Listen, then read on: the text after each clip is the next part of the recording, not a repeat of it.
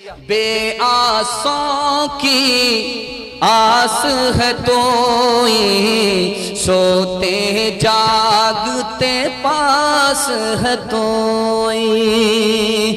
तो ही मरज दे तो ही दवा दे, तो ही दवा दारू में शिफा दे।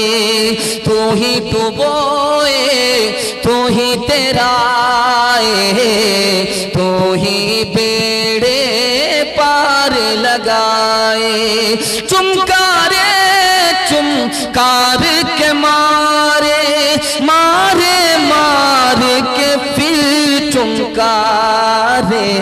प्यार का तेरे पूछना क्या है, मार में भी एक तेरी मजा है। मुसीबत आएगी सब्र करेंगे, हाथ उठा दिए इंशाल्लाह बिल्कुल सही जा रहा है। राहत आएगी शुक्र करेंगे, हाथ उठा दिए इंशाल्लाह। सब्र नहीं होगा खुदकुशी कर लेंगे, हाथ उठा दीजिए। खैर माशाअल्लाह पूरा डिस ब्रेक मार करके बेदार हो गए। मैं तो समझता था कि 12 बज जाने के बाद मैं बैठा हूँ, आप पागल हो, लेकिन हमसे बड़े पागल आप हैं। आपको घर भाग जाना चाहिए, लेकिन आप अभी तक यहाँ जमे हुए हैं, बैठे हुए जलसा सुनने के लिए बैठे हैं। अल्लाह हमारे सुनाने को, आपके सुनने को बेहद कबूल फरमाए। दूसरा पैगाम आपकी खिदमत में लेकर के आ रहा हूँ, इसको बहुत ध्यान से सुनिएगा। हमारा गांव मीरगंज हो या हमारा गांव रंगपुरा हो, रंगपुरा के लोग जब डॉक्टर से मायूस हो जाते, मौलवी मौलाना से मायूस हो जाते, मस्जिद मदरसा से मायूस हो जाते, तो सीधे किधर भागते हैं? मनिहारी की तरफ, गंगा में डूबने के लिए सीधे उधर भागते। ये पैगाम आपकी खिदमत में लेकर के आ रहा हूँ। आपको कितना बड़ा नुकसान होगा ये मैं आपको बताने के लिए जा रहा हूँ। ध्यान से सुनिएगा। बेटा पैदा नहीं हुआ, शादी हो गई 10 साल, ताना पर ताना पड़ रहा है कि लगता है कि लड़का ही ना मर्द है या लड़की ही बांझ है। अब वो बेचारा क्या है, यहाँ से आया इलाज नहीं हुआ, वहां गया इलाज नहीं हुआ, उसको किसी ने कह दिया सीधे मनियारी भागो, वहां तुमको बेटा भी मिल जाएगा, बेटी भी मिल जाएगी। अब जब वहां गया तो क्या कहा गया सुनते हैं, सुना रहा। उसने कहा बेटा मिलेगा, एक काम करो, जब रात का अंधेरा हो कुरान पर चढ़ जाना, रात का अंधेरा हो कुरान पर चढ़ जाना और उस पर गुस्ल करना, तुमको बेटा मिलेगा। बेटा भी नहीं मिलेगा, ईमान भी चला जाएगा। दूसरी मिसाल आपके सामने है, बेटा नहीं हुआ, हुआ तो बेटी नहीं हुई, बेटी है तो बेटा नहीं है। माँ बाप परेशान है कि एक बेटा है तो बेटी भी हो जाए, बेटी है तो बेटा भी हो जाए। कहने वाले ने कहा कि एक काम करो, किसी बच्चे को कत्ल करो और जंगल में दफन कर दो, तुमको बेटा होगा। अगर आपने ऐसा कोई गलत कदम उठाया तो आप कहाँ जाएंगे? आपका ईमान भी जाएगा, आपका अंजाम भी बुरा होगा। तीसरी मिसाल आपके सामने रखने के लिए जा रहा हूं, इसको बहुत ध्यान से सुनिएगा। बेटा भी नहीं है, बेटा भी नहीं है, बेटी भी नहीं है, बेटी की शादी नहीं हो रही है, रिश्ता आता है टूट जाता है। कहने वाले ने कहा कि ऐसा करो, काझा मजार पर जाकर के सजदा करो, तुम्हारी बेटी का रिश्ता आए। ये मुर्गा लेकर के गया, पीर साहब को दे दिया। मुर्गा पीर साहब को तो कुकर मिल गया, उसने वादा किया था कि पुत्र मिलेगा, कुछ नहीं मिला। ये धोबी का गधा, न घर का रहा न घाट का रहा। ये सजदा करके आया, जैसे ही इसने सजदा किया दिल से ईमान रुखसत हो गया। चौथा नमूना आपकी खिदमत में आ रहा, इसको बहुत ध्यान से सुनिएगा। हालात जैसे भी हों, बेटा देने वाला कौन है? खुदा है, खुदा से बेटा लेंगे। बेटी देने वाला कौन है? खुदा है, खुदा से बेटी लेंगे। कुरान खुदा रसूल को छोड़ करके कहीं नहीं जाएंगे। बिल्कुल सच्चा वादा है, हाथ उठा दीजिए इंशाल्लाह बिल्कुल सही जा रहा। आखिरी नमूना देने के लिए जा रहा हूं, इसको बहुत ध्यान से सुनिएगा। परेशान हाल पहुंचा है, कैसे हो मेरी परेशानी दूर हो, बीमारी जाती नहीं है, इलाज करते करते थक गए, तो एक काम करो, काली मुर्गी लाओ, उसके खून से तावीज लिखेंगे। काली मुर्गी आ गई, उसके खून से किसका नाम लिखा जा रहा है? अल्लाह का नाम लिखा जा रहा है। उस तावीज काले खून, काली मुर्गी के खून से क्या लिखा जा रहा है? कुरान की आयत लिखी जा रही है, खून नापाक है, नापाक चीज से अल्लाह का पाक नाम लिखा जा रहा है। मुसलमान मुसलमान रहेगा? हाथ जोड़ करके मैं आपसे कहता हूँ, कोई काम करने से पहले आलिम से पूछिए, इलाज करने से पहले डॉक्टर से मालूम कीजिए, मुकदमा करने से पहले वकील से मालूम कीजिए। अल्लाह दीन की भी भलाई अता फरमाएगा, दुनिया की भी भलाई अता फरमाएगा। तीसरा नमूना आपकी खिदमत में आ रहा, बेटा बीमार है, माँ क्या कह रही है, अगर मेरा बेटा ठीक हो गया तो मैं नाच का जलसा बुलाऊंगा। दूसरा नमूना देखिए, बेटा ठीक हो गया फिर बाद में बीमार पड़ गया, तो माँ क्या कहती है, अगर मेरा बेटा ठीक हो गया तो मस्जिद में जाकर के सलाम करूंगी। दूसरा बेटा ठीक हुआ और तीसरा बेटा बीमार पड़ गया, माँ क्या कह रही है, मेरा तीसरा बेटा अगर ठीक हो गया तो मजार पर चादर चढ़ाऊंगी, मजार पर जाकर के पीर बाबा के नाम से बकरा ज़बह करूंगी। बताइए ये औरत कहाँ जाएगी, बेटा अपनी जगह पर लेकिन ईमान अपनी जगह पर। जैसे भी हालात आएंगे हम अपने ईमान की हिफाजत करेंगे इंशाअल्लाह। हाथ उठा दीजिए। एक मिसाल है, ध्यान से सुनिए। ये जो लिबरी नदी है आप देख रहे हैं, ये चल रही है। पहले धमदहा नदी थी, वो चलती थी, तो लिबरी नदी में पानी कम, धमदहा नदी में पानी ज्यादा। जब से बांध दिया गया, वो नदी तो बंद हो गई, ये नदी चालू हो गई। अब यहाँ क्या था, बांध दिया गया, पानी रुक गया, वो सारा पानी इधर आ गया। सिर्फ एक सच्चाई है, इसके अलावा कुछ भी नहीं है। इत्तेफाक से ऐसा हुआ किसी दौर में कि पानी रुक गया, तो शैतान आया, बस्ती वाले से कहा देखो पानी रुक गया है, एक बला आने वाली है। एक जवान लड़की को नदी में जेवर पहनाकर और लिबास पहनाकर डुबाना पड़ेगा। जब लड़की को डुबा दोगे पानी में तो पानी रुकेगा नहीं, जारी रहेगा। देखिए शैतान इंसान को कहां ले जाता, वो आपके ईमान का सौदा करता, आबरू का सौदा करता। ध्यान से सुनिए। अब हर साल एक जवान लड़की को खरीदा जाता है उसके बाप से, बाहर अपनी बेटी का सौदा करता है। जवान बेटी नदी में डुबाई जाती है। एक मुसलमान पहुंच गया, लड़की का लिबास मुझको पहनाओ, लड़की को छोड़ दो, मुझको पानी में डुबाओ, देखो मैं डूबता हूं कि नहीं डूबता, देखो हमेशा के लिए पानी जारी रहता है कि नहीं रहता। लोगों ने सोचा कि अच्छा है, जल्ले तू जलाल तू इस बला को टाल। वो जवान को लड़की का कपड़ा पहना दिया गया। ठीक है, मुझको दरिया के किनारे लेकर के जाओ। दरिया के किनारे वो जवान पहुंचा। जैसे ही वो बला आने वाली थी, जवान खड़ा हो गया, अल्लाहु अकबर अल्लाहु अकबर, आजान देने लगा, अशहदु अल्ला इलाहा इल्लल्लाह, आजान देने लगा। आजान इधर मुकम्मल नहीं हुई, दरिया का पानी जारी हो गया, कयामत तक के लिए जारी हो गया। अरे जवान, तूने ऐसा क्या कर दिया? जवान लड़की चली जाती थी तब पानी जारी होता था, तूने ऐसा क्या कर दिया? का कुछ नहीं किया।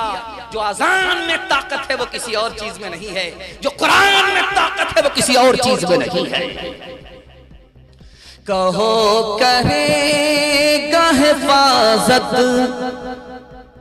कहो करेगा हिफाजत मेरी खुदा मेरा,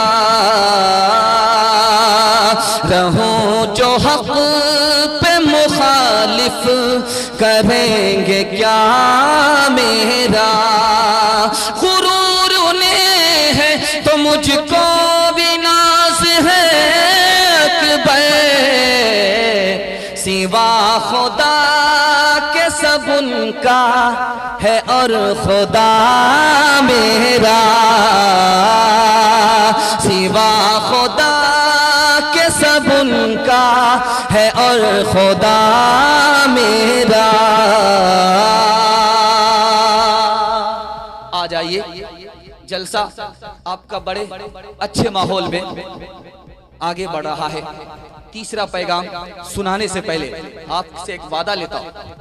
वादा ये लेता हूं, आप लोग जलसा सुनने के लिए बैठे, लेकिन जलसा सुन करके गए, सो गए, तो जलसा सुनने के बाद भी आपको गुनाह होगा। इसलिए जब जलसा सुन करके आप घर जाइएगा तो नमाज का इंतजार कीजिएगा। नमाज का इंतजार कर सकते हैं, इंतजार करके नमाज पढ़ करके सो जाइएगा। और अगर इंतजार नहीं कर सकते, वक्त हो गया, तो अपनी नमाज पढ़ करके सो जाइएगा, जलसे की हिफाजत हो जाएगी। वरना जलसा सुन करके भी आप गुनहगार होंगे। अमल करेंगे, हाथ उठा दीजिए इंशाअल्लाह। बिल्कुल सही जा रहा है, जलसा बड़ी तेजी के साथ निकल रहा है। इसको जरा ध्यान से सुनिएगा जो मैं आपको सुनाने के लिए जा रहा हूं। जब आप सोते हैं और 10 बज जाता है दिन, तो देखेंगे आपका बदन टूटेगा, आपका बदन टूटेगा। ऐसा लगेगा कि कोई आपको पत्थर के नीचे दबा दिया था और आप निकले। ये राज आपको बता रहा हूं, इसको ध्यान से सुनिएगा। जब आप सो करके सुबह उठेंगे तो ऐसा लगेगा कि हम हर चीज हार गए, आपको खुशी होगी ही नहीं। इसका राज बता रहा हूं। जब आप नमाज में होते हैं, भूल जाते हैं कि हमको पढ़ना क्या है और हमने पढ़ा क्या है। ये राज आपको बता रहा हूं। एक नमाज पर शैतान 4 हमले करता है। पहला हमला क्या करता है? जैसे ही रात शुरू होती है वो नाक में घुस जाता है, शैतान नाक में घुस जाता है। इसलिए जब आदमी वजू करता है तो कुल्ली भी करता है, नाक में पानी भी डालता है। नाक में पानी डाल करके नाक को झाड़ता है। झाड़ने का राज क्या है? जो शैतान अंदर घुसा था वो बाहर निकल जाता है। दूसरी बात याद रखिए, जब आप सो करके उठते हैं आपका बदन टूटता है। आप सो करके उठे हैं, आपको मजा नहीं आता। आप सो करके उठे हैं, ऐसा लगता पत्थर के नीचे दबे हुए थे। राज क्या है?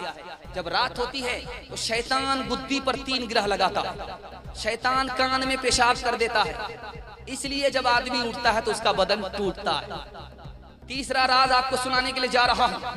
आप आ गए मस्जिद में नमाज पढ़ने के लिए, आपका ख्याल ससुराल पहुंच गया। आप मस्जिद में नमाज पढ़ने के लिए आ गए, मुहर्रम के मेला पर आपका जहन चला गया। आप आगे क्या पढ़ना है ये आपको याद नहीं रहा, पीछे आपने क्या पढ़ा ये आप भूल गए। ऐसा क्यों होता है? शैतान दिमाग पर आकर के मुसल्लत हो जाता है, वही आपको भुला देता। नमाज एक है और शैतान के 4 हमले। दूसरी बात याद रखिए, आपको 3 बेटे हैं। एक बेटे की उम्र 22 साल है, दूसरे बेटे की उम्र 18 साल है, तीसरे बेटे की उम्र 16 साल है। जो 16 साल वाला बेटा है वो ज्यादा आवारा है।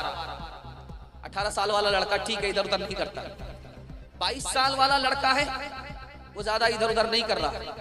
जो सबसे ज्यादा इधर उधर कर रहा है वो 16 साल वाला लड़का। तो आपने क्या कहा? किसी ने कहा ये लड़का तुम्हारा इधर उधर कर रहा है, इसकी शादी कर दो। तो आप क्या कहते हैं? अभी 22 साल का लड़का बचा ही हुआ है, 20 साल का लड़का बचा ही हुआ है, ये सबसे छोटा, इसकी शादी कैसे करा दे? याद रखिए, हाथ जोड़ करके कहता हूँ, आने की तरतीब है, जाने की कोई तरतीब नहीं है। बेटा जवान हो जाए कोई तरतीब नहीं है, जो आवारा हो जाए उसी की तरतीब है। सबसे पहले उसी की शादी कराइए। जो ज्यादा आवारा है सबसे पहले उसी की शादी कराइए। हाथ जोड़ करके कहता हूँ, इज्जत बहुत बड़ी है। काबे को ढा दिया जाएगा वो बन जाएगा, लेकिन इज्जत जब चली जाएगी तो कभी वापस नहीं आएगी। हाथ जोड़ करके मैं आपसे कहता हूँ, जो 22 साल का लड़का है उसकी शादी मत कराइए, जो 20 साल का लड़का उसकी शादी मत कराइए, वो ठीक ठाक है। जो 16 साल का लड़का आवारा है उसकी शादी करा दीजिए।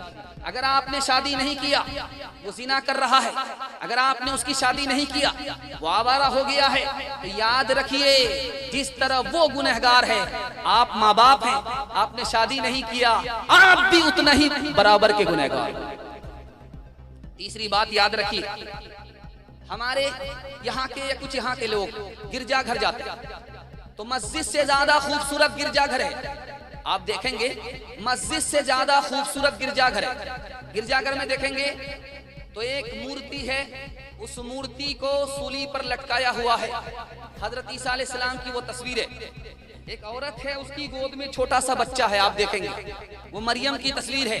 लेकिन जब आप वहां जाएंगे तो जवान लड़की आपको नजर आएगी। जब आप वहां जाएंगे तो जवान लड़का आपको नजर आएगा।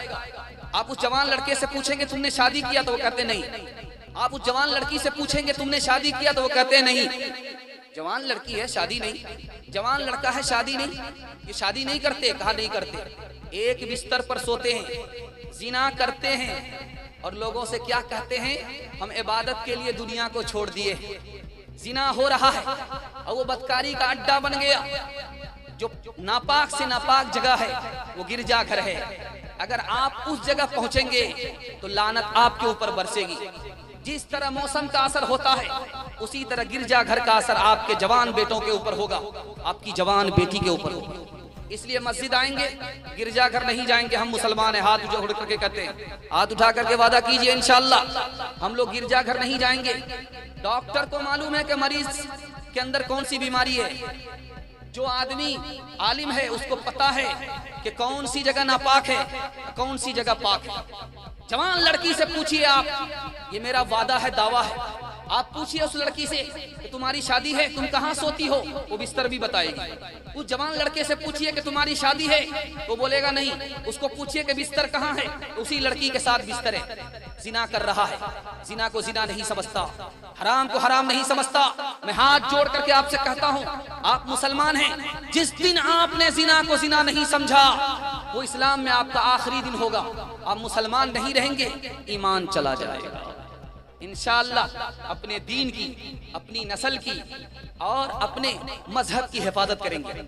कुरान से मतलब रखेंगे, मस्जिद से मतलब रखेंगे, मदरसे से मतलब रखेंगे, गिरजाघर से हमें कोई मतलब नहीं होगा। हाथ उठा करके वादा कीजिए इंशाअल्लाह, इंशाअल्लाह। खबर हदीसों में जिसकी आई वही जमाना अब आ रहा है। ज़मी भी तैवर बदल रही है, फलक भी आंखें दिखा रहा है। ज़मी भी तैवर बदल रही है, फलक भी आंखें दिखा रहा है। हाथ बांधे खड़े हैं सफ में, सब अपने अपने ख्याल में है। इमाम मस्जिद से कोई पूछे नमाज किसको पढ़ा रहा है। खबर हदीसों में जिसकी आई वही जमाना अब आ रहा है। ध्यान से सुनिएगा, आखिरी पैगाम सुना रहा हूं। आपका जलसा आधा से ज्यादा निकल चुका है, दुआ से करीब आ चुका है। वादा किया है आपने, अमल करेंगे। हाथ उठाइए, इंशाअल्लाह अमल करेंगे। ध्यान से सुनिएगा, सुनाने के लिए जा रहा हूं। मुशायरा चल रहा था, एक लड़की डांस कर रही थी, एक मिसरा पढ़ रही थी। डीजे का डांस चल रहा है, उसमें लड़का नहीं नाच रहा है, लड़की नाच रही है। डीजे के डांस में लड़की नाच रही है, एक मिसरा पढ़ रही है। खुदा जाने के किस्मत में हमारी क्या लिखा होगा। खुदा जाने के किस्मत में हमारी क्या लिखा होगा। खुदा जाने के किस्मत में हमारी क्या लिखा होगा। खुदा जाने के किस्मत में हमारी क्या लिखा होगा। एक जवान खड़ा हुआ, मैडम आप डीजे पर डांस कर रही हो, नाम तुम्हारा फातिमा है, फातिमा को बदनाम कर रही हो। नाम तुम्हारा आयशा है, आयशा को बदनाम कर रही हो। तुम अपनी किस्मत के बारे में जानना चाहती हो, खुदा तो तुमको बाद में बताएगा, मैं बताता हूं। क्या कहना चाहते हो? क्या तुम अपना मिसरा पढ़ो, मैं जवाब देता हूँ। खुदा जाने के किस्मत में हमारी क्या लिखा होगा। खुदा जाने के किस्मत में हमारी क्या लिखा होगा। खुदा जाने के किस्मत में हमारी क्या लिखा होगा। उस लड़के ने जवाब दिया, गले में तोक लानत का, गले में तोक लानत का, सवारी को गधा होगा। गले में तोक लानत का, सवारी को गधा होगा। हमारे जवान मौजूद हैं, आप शादी का इरादा करते हैं, हाथ उठा करके वादा कीजिए 20 साल के बाद शादी करेंगे। हाँ, एक मजनू हाथ उठाया, कहे 20 साल के बाद ये बुढ़ाई हो जाएगा, इतना एजेड लड़का को कोई बेटी नहीं देगा। इसको ध्यान से सुनिएगा जो आपको सुनाने के लिए जा रहा हूँ। आज के दौर का लड़का अपनी पसंद से रिश्ता करता, माँ बाप की पसंद से रिश्ता नहीं करता। माँ बाप ने दिखाया ये लड़की है, फूफी की बेटी है, कहा नहीं ये सब कोई लड़की है, ये चच्ची की लड़की है, नहीं ये सब कोई लड़की नहीं है, ये तो गांव देहात की लड़की है, सबको कोई सलीका नहीं है। अब 100 लड़की को बाप ने देखा, लड़का पसंद नहीं किया, 100 लड़की को माँ ने देखा, लड़का को पसंद नहीं। फेसबुक में जैसे लड़की आई, टिप टाप दिखाया, लड़का पागल, इसी लड़की से शादी कर दी। अब जब शादी हो गई तो लड़की आई, कहा कि जमीन मेरे नाम से करो, ये मजनू जमीन नाम से कर दी। कहा मकान मेरे नाम से करो, तब समझेंगे हमसे मोहब्बत है, करवा लिया मकान। का अकाउंट बैलेंस चेक करवाओ कितना है, मेरे इसमें ट्रांसफर करो, तब हमको इत्मीनान होगा, कहीं दूसरी शादी ना तुम कर लो। इसने सब कुछ दे दिया।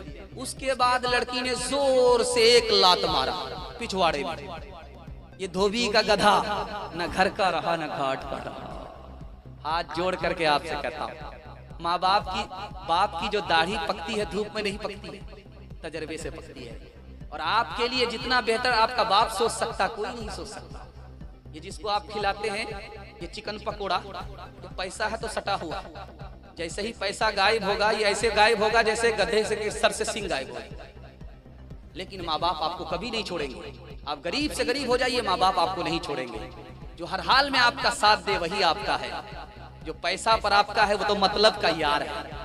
ध्यान से सुनिएगा जो आपको सुनाने के लिए जा रहा हूं। माँ बाप की पसंद से शादी कीजिए, इंशाअल्लाह शादी करेंगे, हाथ उठा दीजिए। माँ बाप की पसंद से, बीवी से पूछ करके माँ बाप को खर्चा देंगे, हाथ उठा दीजिए इंशाअल्लाह।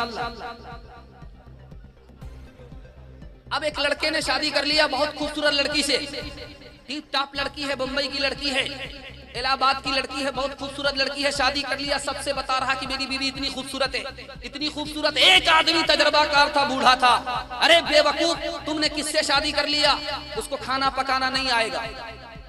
कैसी बात बोल रहे हैं, आके देखोगे उसको कपड़ा धोना भी नहीं आएगा, उसको घर संभालना भी नहीं आएगा। वो जब दुपट्टा नहीं संभाल पाती तुम्हारे घर को क्या संभाले। ऐसा कैसे हो सकता का तजर्बा कर लो। जवान गया, देखा कुएं में 4-5 लड़की पानी भर रही है। उसका दोस्त जो है मिर्गी की बीमारी गच लिया, तड़प रहा। अब सारी औरतों ने घेर लिया कि इसको क्या हुआ, इसको मिर्गी है, क्या इसका इलाज कराओ, क्या इसका इलाज एक ही जगह है। कहा कि वो कहाँ, बासी बर्तन सुखाएंगे इलाज खत्म हो जाएगा।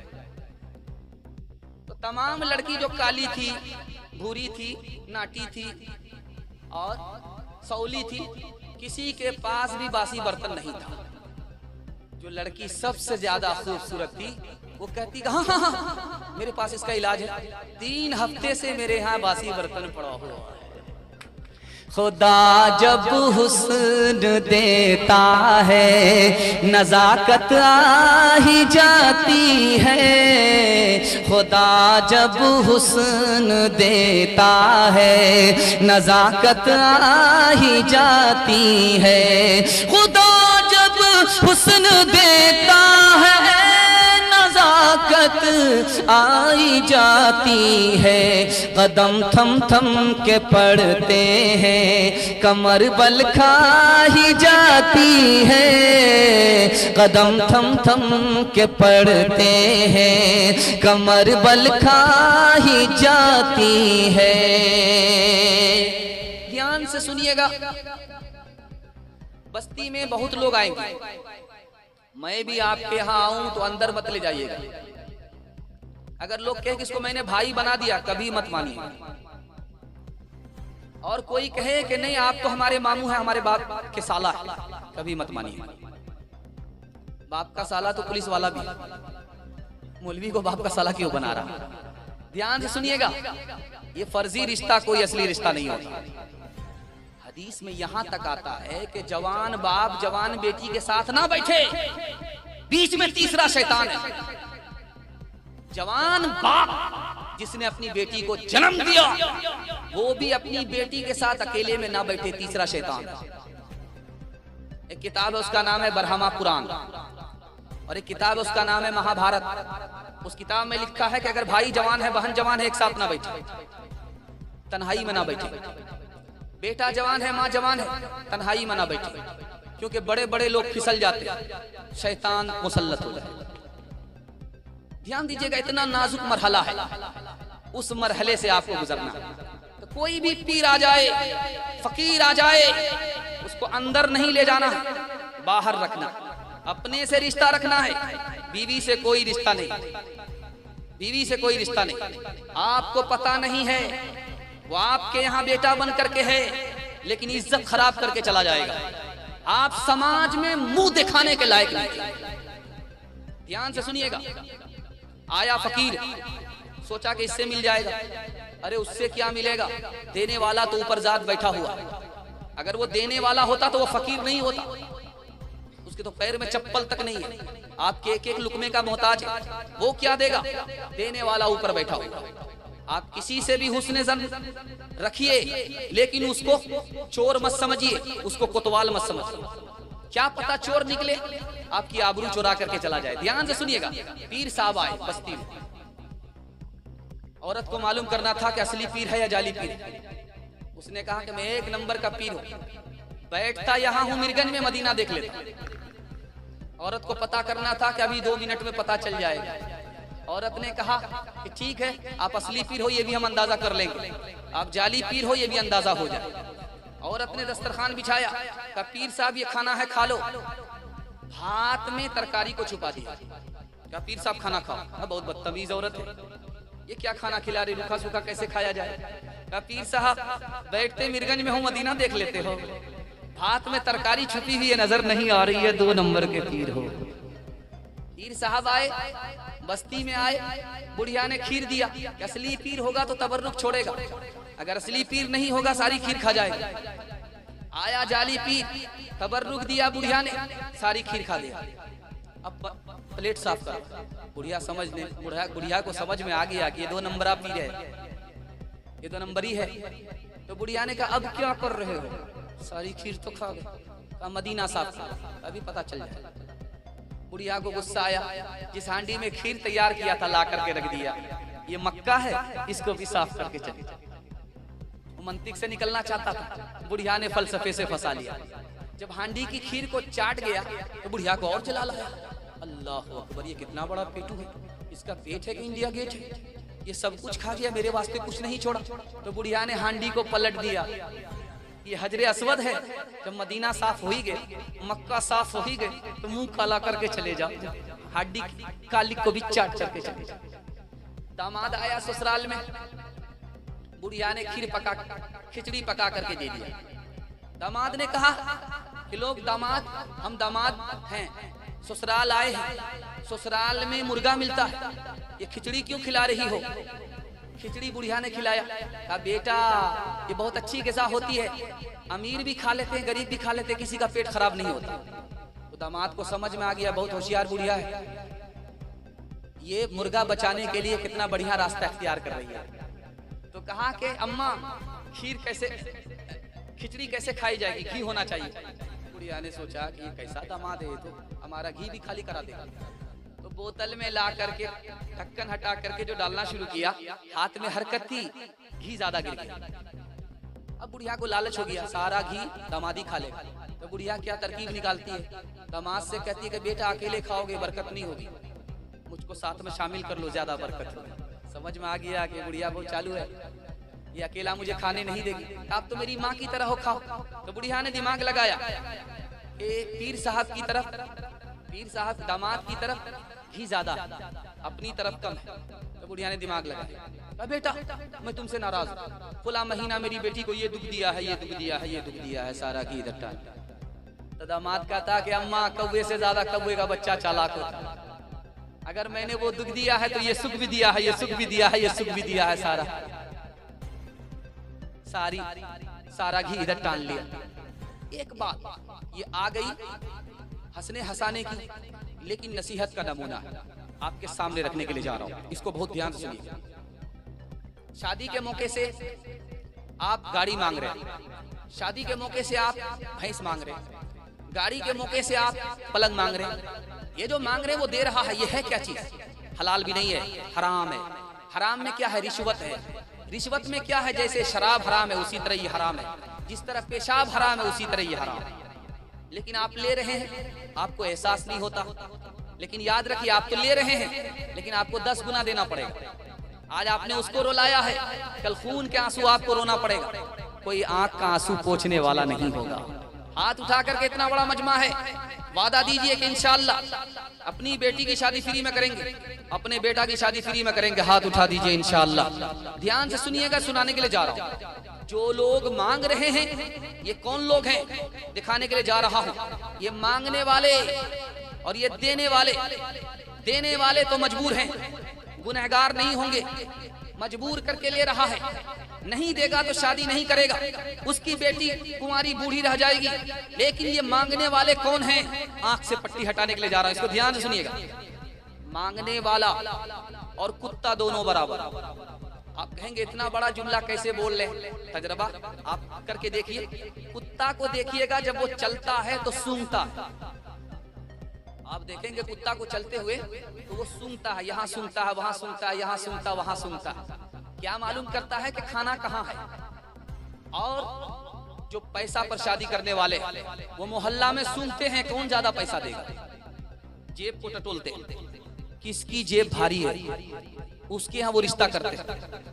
तो देखिए, कुत्ता और पैसा पर शादी करने वाला दोनों बराबर। दूसरी बात दिखाने के लिए जा रहा है। कुत्ता आप देखेंगे, जो उसको रोटी देता है वो तुम हिलाता, और जो रोटी नहीं देता, लाठी दिखाता, उसको आंख दिखाता, उस पर भूखता है। आप देखेंगे जब बेटा वाला मोहल्ले में आएगा तो देखेगा कि आदमी गरीब है कि अमीर है। जो अमीर होगा उसके आगे जी हुजूरी करेगा, जो गरीब होगा उसको आंख दिखाएगा कि नहीं हमारा बेटा अभी हम रिश्ता नहीं करेंगे। उसकी माँ तैयार नहीं है, उसका नाना तैयार नहीं है, उसका दादा तैयार नहीं है, गरीब को आंख दिखा रहा है और अमीर के आगे दुम हिला रहा है। कुत्ता और मांगने वाला दोनों बराबर। तीसरी बात को याद रखिए, बहुत बुरी लगेगी लेकिन सच्चाई है, दिखाने के लिए जा रहा हूं। आप देखेंगे कुत्ता को, दो कुत्ते को एक जगह खाते हुए आपने नहीं देखा होगा, लड़ते हुए जरूर देखा होगा, लेकिन दो कुत्ते एक जगह खाते नहीं है। क्यों? कुत्ते के पेट में भूख नहीं है, आंख में भूख है।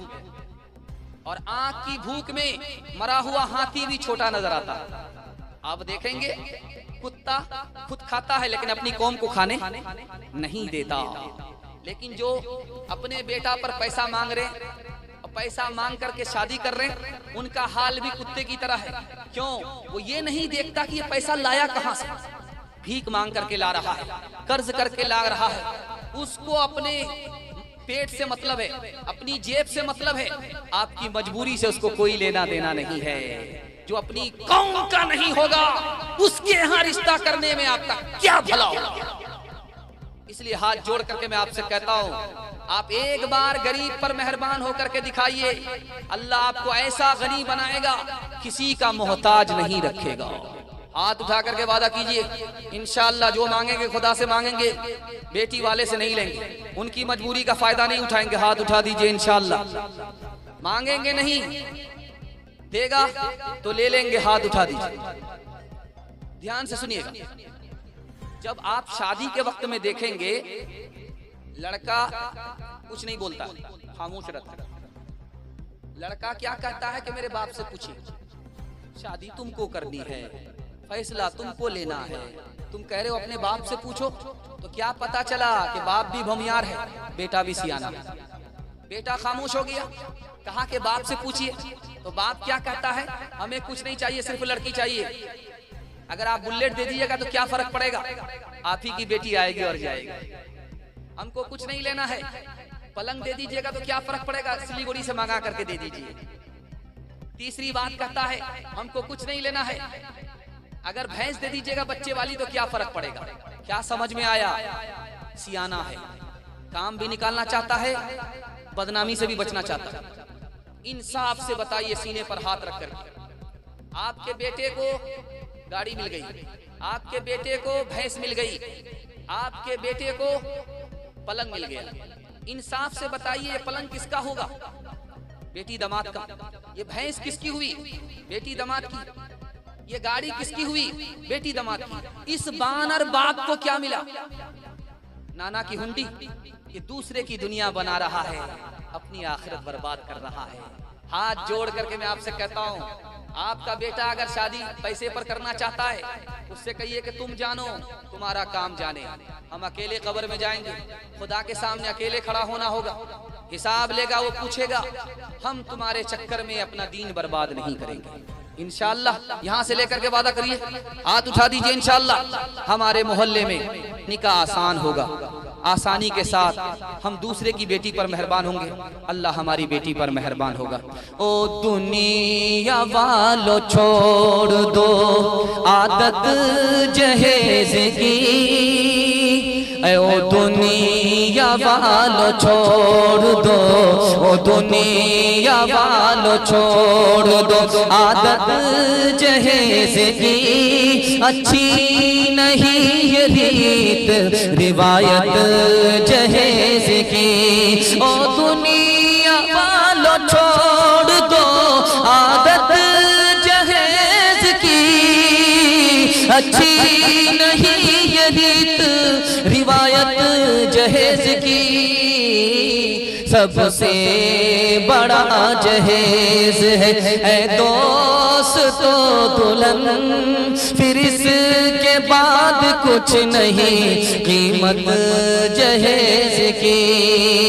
कहनों के उठते गरीबों बेटी, सामान मांगे 6 तो 5 पेटी। कहनों के उठते गरीबों बेटी, सामान मांगे 6 तो 5 पेटी। घोड़ा से बदतर छै अज को जवान, हरे मुसलमान, हरे मुसलमान, हरे मुसलमान, हरे मुसलमान। तो बूढ़े चरागों का उजाला न चला जाए, उजाला न चला जाए। तो बूढ़े चरागों का उजाला न चला जाए, तो बूढ़े चरागों का उजाला न चला जाए। आए जो बहू हाथ से बेटा न चला जाए, बेटा न चला जाए। आखिरी मिसाल है, सुबह सादिक हो चुकी है। अब आप यहाँ से जलसा सुन करके दुआ के फौरन बाद जाने वाले। मैं अपनी अपील को दोबारा आपके सामने रखने के लिए जा रहा हूँ कि आपको यहाँ से जाने के बाद अगर नींद सता रही है, वजू करके अपनी नमाज पढ़ करके सोना। अगर नींद नहीं सता रही है तो मस्जिद की आजान का इंतजार करना, नमाज पढ़ करके आपके सोना। अगर आप ऐसे सो गए, नमाज नहीं पढ़ी, तो आपको जलसा सुन करके भी गुनाह होगा। जब गुनाह होगा तो भला नहीं होगा, जब गुनाह नहीं होगा तो भला होगा इंशाअल्लाह। जो मेरा वादा है आप दे रहे हैं, उस पर अमल करेंगे, हाथ उठाइए इंशाअल्लाह। बस सुनाने के लिए जा रहा हूँ, तो मिसरा चल रहा था, उसी मिसरे पर इस पैगाम को खत्म करने के लिए जा रहा हूँ। कासिर साहब भागलपुर के शायर थे, रंगपुरा में जलसा होता था, महेशपुर में जलसा होता था, वही इकलौता शायर थे। इंतकाल कर गए, आप भागलपुर के कासिर साहब नहीं रहे। इत्तिफाक से उत्तर दिनाजपुर में जलसा चल रहा, उस जलसे में मौलाना वली रहमानी साहब आए तकरीर करने के लिए। दुबले पतले पीर साहब थे, खानका से गए थे, बयान हो गया, चले गए। कलकत्ता के पीर साहब आए थे, बहुत भारी भरकम पीर थे, वो क्या लग रहे थे, जेसीबी लग रहे थे, जहां बैठा है वहीं बैठ जाए। और उसको खड़ा करने के लिए जैसे कि चौकड़ी नहीं घर पर रखी जाती, पूरा मीरगंज को लाया जाता था उठाने के लिए, उतना बड़ा चक्री। उसका पेट क्या था, वो तो इंडिया गेट लग रहा था। उसके सर पे जो अमामा था वो 52 हाथ का अमामा था। अब वो जाली पीर थे, कलकत्ता से आए थे, तो कासिर साहब को शेर पढ़ना था, शेर नहीं शरारत करनी थी। तो मोटरसाइकिल वाले से कहा कि तुम मोटरसाइकिल स्टार्ट करके रखो, मैं चप्पल जूता छोड़ करके भागूंगा। थोड़ी देर में समझ में नहीं आएगा, बाद में समझ में आ गया, जब तक हम तो हम दमदाह पास कर जाए। तो कासिर साहब ने एक मिसरा कहा उनकी शान में, सर पे हजरत के अमामा तो बड़ा भारी है, सर पे हजरत के अमामा तो बड़ा भारी है, सर पे हजरत के अमामा तो बड़ा भारी है।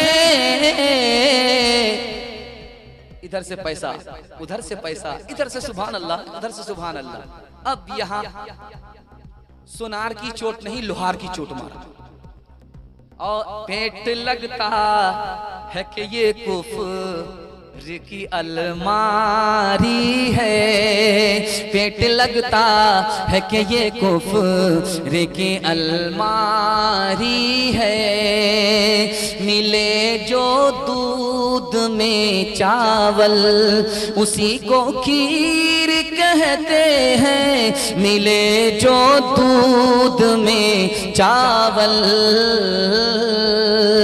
मिले जो दूध में चावल उसी को खीर कहते हैं। जो सारी खीर खा जाए उसी को पीर कहते हैं, जो सारी खीर खा जाए उसी को पीर कहते हैं।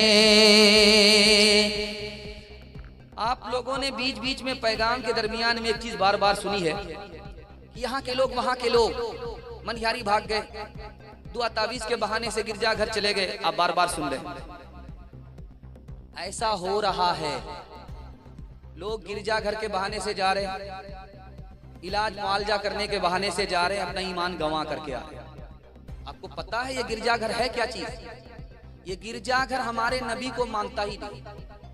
हम उनके नबी को मानते हैं, ईसा अलैहिस्सलाम उनके नबी हम मानते हैं, मूसा अलैहिस्सलाम उनके नबी हम मानते हैं, लेकिन वो हमारे नबी मोहम्मद सल्लल्लाहु अलैहि वसल्लम पर ईमान नहीं रखते। जो हमारे नबी को ही नहीं मानता वो हमको क्या जानेगा? मतलब की दोस्ती है, मतलब निकल गया तो पहचानते नहीं। जानते हो आप कैसे? क्या आपको टटोलेगा, आपको पूछेगा जवान बेटी है आपके घर में, कहा आप कहेंगे हाँ। कहा उसकी शादी हुई तो कहेंगे नहीं। कहा क्यों शादी नहीं हुई? कहा पैसा नहीं है। कहा हम पैसा देते, ईसाई बन जाओ। ईसाई भी मुसलमान है, मुसलमान भी ईसाई है। तुम ईसा को मानते हो ना? कहा मानते। बस इस तरह से आपका सौदा हो गया। आपने ईसा को माना, ईसा अलैहिस्सलाम सूली पर लटकाए गए, आपने इसको माना। और मरियम जो है खुदा की बीवी है, आपने इसको माना।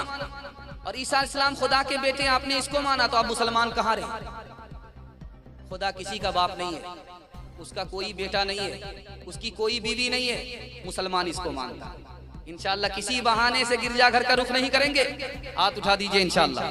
बिल्कुल आखिरी मरहले में पैगाम पहुंच चुका है और जलसा अपने उन्वान के मुताबिक मुकम्मल हो चुका। जरा ध्यान से सुनिएगा, मुशायरा हो रहा है। मुशायरे में ईसाई शायर आया, कहा तुम कहते हो कि मोहम्मद बढ़ करके है, मैं कहता हूँ मोहम्मद बढ़ करके नहीं है। कहा कि वो कैसे? कहा कि मोहम्मद जमीन के नीचे सो रहे हैं, मदीने के अंदर हैं, और ईसा अलैहिस्सलाम आसमान में हैं।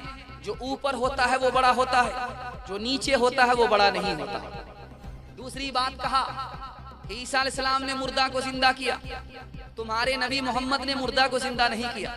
तीसरी बात कही कि मोहम्मद की माँ का नाम कुरान में नहीं आया, ईसा अलैहिस्सलाम की माँ का नाम कुरान में आया।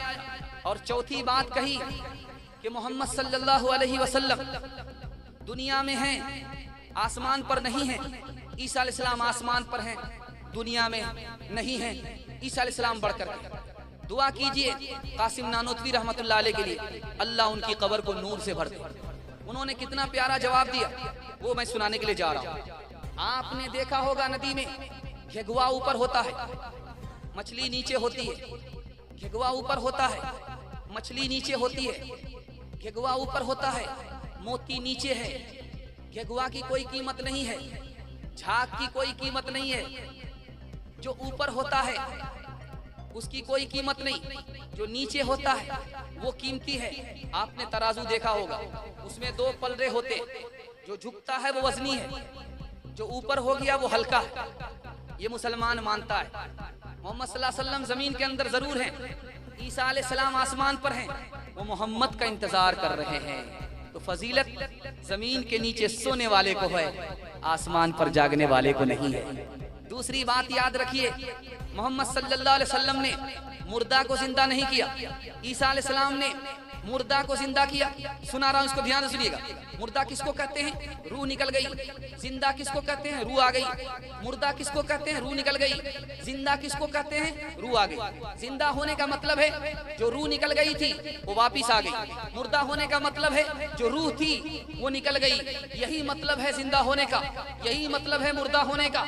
हजरत ईसा अलैहिस्सलाम ने मुर्दा को जिंदा जिंदा किया। क्या मतलब? जो रूह निकल गई थी वो वापिस आ गई, यही काम किया। लेकिन जो हमारे मोहम्मद सल्लल्लाहु अलैहि वसल्लम ने काम करके दिखाया वो किसी से नहीं हो सका। वो क्या कि कंकरी से कलमा पढ़ा दिया जिसमें रूह ही नहीं होती है। मोहम्मद हजरत ईसा से बढ़कर के हैं और 1,24,000 पैगंबर से मोहम्मद सल्लल्लाहु अलैहि वसल्लम बढ़कर के हैं। अब हमको क्या जरूरत है उनके यहाँ जाने की जिनको इतना बड़ा नबी मिले? हमको क्या जरूरत है उनके यहाँ जाने की जिनको कुरान मिले? हमको क्या जरूरत है उनके यहाँ जाने की जिनको खैर उम्मत कहा गया? इंशाअल्लाह तौबा कीजिए, आज के बाद कभी गिरजाघर का रुख नहीं करेंगे। हाथ उठा दीजिए इंशाअल्लाह। मोहम्मद तो ज़मीं में बेगुमां है, मोहम्मद तो ज़मीं में बेगुमां है, फलक पर इब्न मरियम का मकां है, फलक पर इब्न मरियम का मकां है। जो ऊपर है वही अफजल रहेगा, जो ऊपर है वही अफजल रहेगा, जो नीचे है भला अफजल कहाँ है, जो नीचे है भला अफजल कहाँ है। तराजू को उठा कर देख नादान, तराजू को उठा कर देख नादान, वही झुकता है जो पलरा गरा है, वही झुकता है जो पलरा गरा है। एक मिसाल 1 मिनट की, उसके बाद दुआ हो रही है। आप लोग सुनने के लिए तैयार है? दोनों हाथ उठा दीजिए इंशाअल्लाह। मिलाद में आप इधर उधर जाएंगे तो देखेंगे मिलाद जब खत्म होने वाला होता है तो लोग खड़े हो जाते हैं। सब लोग इस तरह खड़े हो जाते हैं, सारे लोग खड़े हो जाते हैं। लेकिन आपको बैठे रहना है, खड़ा नहीं रहना। उससे पूछिए खड़ा होने वाले से, अगर वो जवाब दे तब खड़ा होना। उस खड़ा होने वाले से पूछिए कि आप क्यों खड़े हुए? इतनी देर तो आप बैठे हुए थे, अभी अचानक कैसे खड़े हो गए? वो आपको बोलेगा मोहम्मद सल्लल्लाहु अलैहि वसल्लम मदीना से आते। हम जो खड़े हुए हैं तो मोहम्मद सल्लल्लाहु अलैहि वसल्लम मदीना से हमारे यहाँ आए हैं मिलाद में। उनसे पूछिएगा भाई इतनी देर से आप बैठे हुए थे, आप खड़े हो गए, आपको कैसे पता चला कि इसी वक्त आए? इसका जवाब उनके पास नहीं है। मोहम्मद सल्लल्लाहु अलैहि वसल्लम की यही शान है कि 50 रुपए का हम मिलाद करें और वो मदीने से हमारे पास आ जाए। मोहम्मद सल्लल्लाहु अलैहि वसल्लम दीन और दुनिया के बादशाह हैं। बादशाह का काम नहीं है कि घर घर जाना, बादशाह अपनी जगह बैठा होता है और अल्लाह ने फरिश्तों को बस्ती बस्ती भेज दिया है। नबी का उम्मती जो सलाम पढ़े, नबी का फरिश्ता उस सलाम को लेकर के मदीना पहुंचा देता है। हमारे नबी की शान बड़ी है, छोटी शान नहीं है। एक कनकट्टा शायर था, बस इसी पर पैगाम खत्म हो रहा है। आपने मेरा दिल जीत लिया। मैं जो बीच में आपको पैगाम दे रहा था तो देखा कि शायद आप थक गए, तो मैंने अपना चैनल चेंज कर दिया। हम आए थे यहाँ पूर्णिया रेडियो स्टेशन से, हमने BBC लंदन लगा दिया। खैर माशाल्लाह आप किनारे पर पहुंच गए। जैसी रूह वैसा फरिश्ता, जैसा ड्राइवर वैसा खलासी, आप जैसे खलासी वैसा मैं ड्राइवर। जरा ध्यान से रखिएगा। बिल्कुल आखिरी मिसाल, कनकट्टा शायर, उसके कान दोनों कटे हुए, माँ के पेट से पैदा हुआ। कनकट्टा आदमी को बहुत गुस्सा आता, बात बात पर गुस्सा करता। वो आया मिलाद में शेर पढ़ने के लिए। क्या शेर पढ़ रहा है?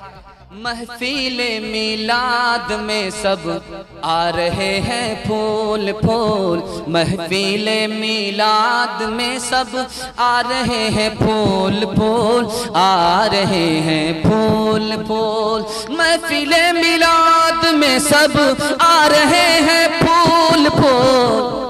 इधर से पैसा, उधर से पैसा, इधर से पैसा, उधर से पैसा। पैसे की तो बारिश हो गई, पैसे की बारिश हो गई। इधर ध्यान दीजिए, पैसे की बारिश हो गई। एक ही मिसरा पढ़ रहा, दूसरा मिसरा नहीं पढ़ रहा, कमाई पर कमाई हो रही। एक आदमी पक गया, इसको दूसरा मिसरा याद है कि नहीं है कि मिसरा को बार बार घुमा रहा है। खड़ा होकर के कहा, ओ शायर साहब, मिसरा भूल गए हैं या हम लोग को पका रहे हैं?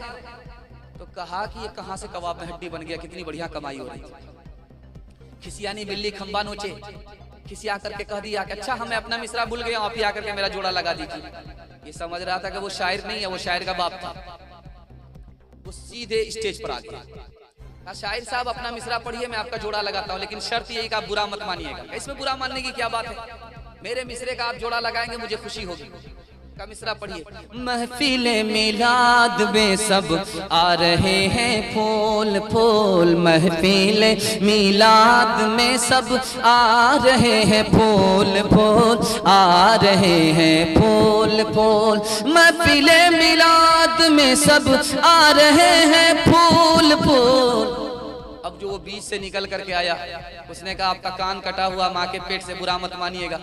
कान काटे हैं खुदा ने, कान काटे हैं खुदा ने, नाक काटेंगे रसूल, नाक काटेंगे रसूल।